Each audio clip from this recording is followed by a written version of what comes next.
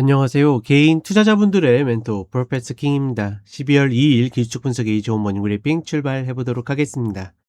자, 먼저 일요일날 라이브 방송에 와주신 분들 정말 감사드리고, 혹시나 못 오신 분들은 아직까지 보실 수 있으니까 라이브 탭 가셔가지고 보시면 될 것 같습니다. 이후에는 일부 공개로 좀 바뀌어서 저희 카페로 오시게 되면 가입 안 해도 볼 수 있는 글들이 있거든요.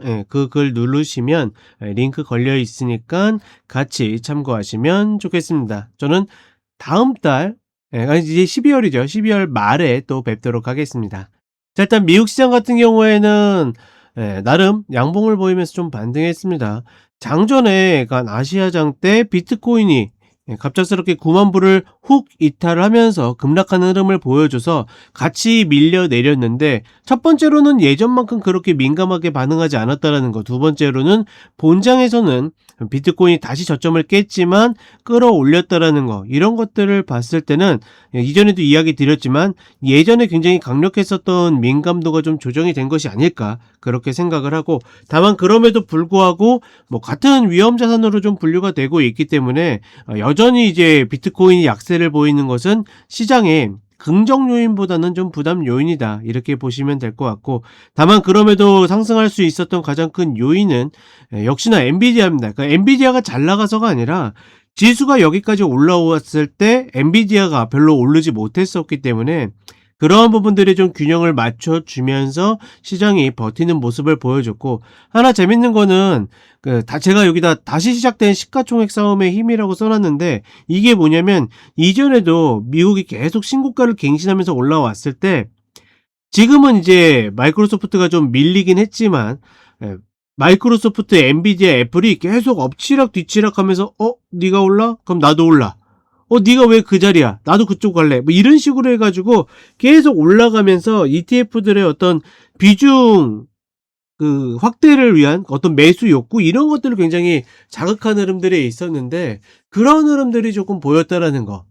대표적으로 애플이 지금 신고가를 계속 갱신하면서 엔비디아를 추격하고 있습니다. 엔비디아가 시가총액 5조 달러 근처에 갔을 때까지만 해도 택도 없이 벌어졌다라고 생각했는데 어느덧 내려와가지고 합을 맞추고 있고, 하나 재밌는 거는 거기에 구글이, 알파벳이죠, 구글이 올라오면서 지금 이제 어느덧 마이크로소프트랑 왔다 갔다 하거든요. 그러니까 서로 이렇게 움직이는 흐름들이 서로의 어떤 시장에 매수 욕구를 계속 자극하고 있다. 그 기계적인 매수를 이야기하는 겁니다. 그런 부분들이 일단은 시장을 좀 붙잡고 있다라고 보고 있고, 다만 지금 구간에서는 사실 악재도 그렇게 통용되지 않고 호재도 그렇게 통용되지 않고 있기 때문에 여전히 박스 관점에 어느 쪽으로 좀 더 슈팅이 나올 것인가 정도로만 보인다, 뭐 이렇게 좀 보시면 될 것 같습니다.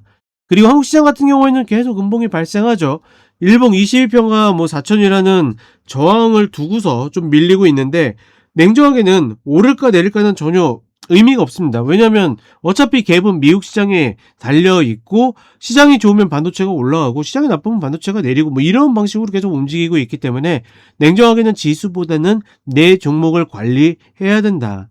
미국도 그렇고 한국도 그렇고 지금 지수를 맞춘다라는 건 사실 불가능에 가깝습니다. 다만 뭐냐면, 그러니까 오늘 오를지 내릴지는 알 수 없겠지만 전체적인 패턴은 미국은 우횡보 박스에 가까운 거고, 상단 박스에 가까운 거고, 한국은 우하향 박스에 가깝기 때문에 이런 점만 인지하고 있다라고 그러면 내가 무리할 이유는 전혀 없다라는 거, 무리만 하지 않는다라고 그러면 계속 기회는 있기 때문에 이런 흐름들 같이 참고하셔가지고 차근차근 가시면 좋을 것 같습니다. 자, 이렇게 이야기 드렸고 저는 차트 같이 한번 보도록 하겠습니다. 자, 먼저 비트코인 흐름을 잠깐 먼저 보겠는데, 이제 우리나라 시간 이게 선물입니다. 비트코인 선물. 비트코인은 24시간 거래되지만 비트코인 선물은 미국 시장하고 똑같이 움직입니다. 미국 선물하고. 우리나라 시간으로 8시에 이제 오픈하는데, 오픈하고 나서 쫙 밀리는 흐름. 이 흐름에 맞춰가지고 나스닥 선물도 같이 빠졌었던 흐름이거든요. 뒤에 못 올라왔죠.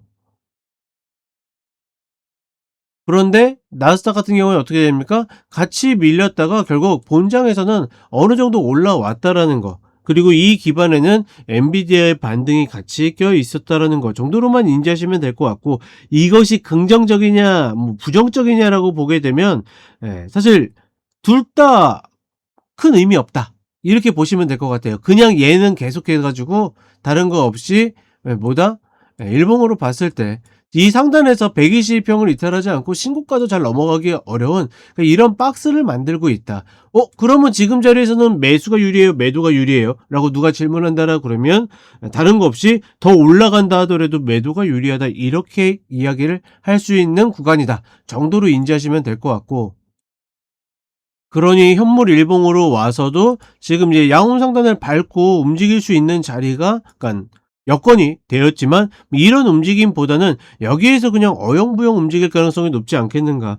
그리고 나서 아마 이제 이번 달에 발표될 미금리의 향방에 따라 가지고 좀 더 기대감을 갖고 조금 더 올라갈 수 있느냐, 아니면 실망감으로 밀릴 수 있겠느냐, 뭐 요런 차이 정도만 발생하지 않을까.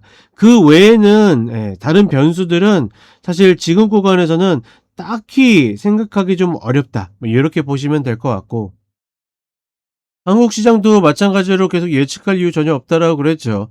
한국 시장은 뭐다? 미국이 우행보 박스라고 그러면 우하향 박스에 가까운 흐름이고, 지금도 양은 이제 만나가지고 이때처럼 올라갈 수 있냐라고 질문하시면 그럴 수 있어요. 충분히 그럴 수 있는데, 여기에서 이전과 같은 탄력을 보이기에는 상당히 어려울 가능성이 높다. 따라서 얘 딛고 움직이든 말든 상관없이 어떻게, 만약에 진짜 데일리로 당일로 아니면 단타로 가신다라고 그러면 상단에서 매도, 하단에서 매수, 이 정도는 할 수 있지만, 일반 개인 투자자분들은 뭐다? 아래 원하는 자리 내려올 때까지는 그냥 니들 알아서 놀아라, 나는 내가 노리는 종목이 혹여 오면 하고 아니면 말겠다, 이런 방식으로 가는 게 가장 좋다. 다시 한번 정리를 해드리겠습니다. 자, 이렇게 이야기 드렸고 저는 쇼츠로 또 찾아뵙도록 하겠습니다.